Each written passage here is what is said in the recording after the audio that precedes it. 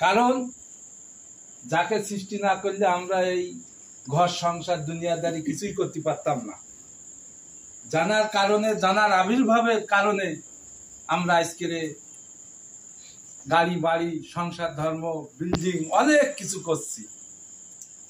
তাই যদি করে থাকি তাহলে সেই দয়াল নবী রাসূল পাক সাল্লাল্লাহু আলাইহি সাল্লামের শুভ আগমনে তামাম দুনিয়া ধন্য হয়েছিল এবং খুশিতে নাচছিল।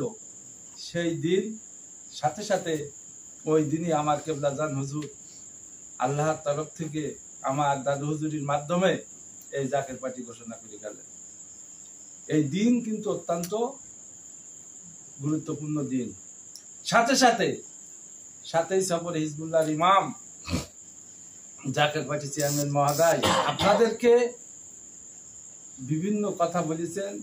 কথা বলতে বলতে উনি কিন্তু অনেক আগের থেকেই বলছে জাকের পার্টি বিজয় হবে, খুব নিকটে, সময় আর বেশি নেবে না। কিন্তু এই দিন কিন্তু উনি সময় বেঁধে দিয়েছে যে এই ঈদে মিলাদুন্নবীর থেকে সামনের ঈদে মিলাদুন্নবীর ভেতরে যে কোনো দিন জাকের পার্টি ক্ষমতায় যাবে। সত্যি কথা না মিছে কথা? হিজবুল্লাহ ইমাম বলেছে তো।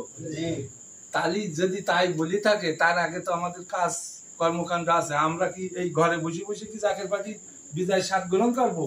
ঘরে বসে বসে হবে, কিন্তু কাজ কর্মকাণ্ড আছে। হিজবুল্লাহ ইমাম বলেছে আপনারা আকাশ বাতাস একেবারে কম্পন লাগায়ে দাওয়াত দেন, দাওয়াত দিতে থাকেন। আপনারা কাফেলা আকারে আসবেন, ব্যাপক আকারে। তাহলে সেই কাজ তো আমাদের করতে হবে। সেই সাথে সাথে খেদমত, দুটো হুকুম আমাদের আছে, দাওয়াতি কাজ আর এই খেদমত। এই খেদমতের ব্যাপারে হিজবুল্লাহ ইমাম বলছেন যে খেদমত করতেই হবে। আপনার সত্য ইসলাম প্রতিষ্ঠিত করার জন্যই টাকা আপনার দাদা ভাই লাগবেই। সেই কারণে খেদমত আপনার আমার সাধ্য মতো করতেই হবে।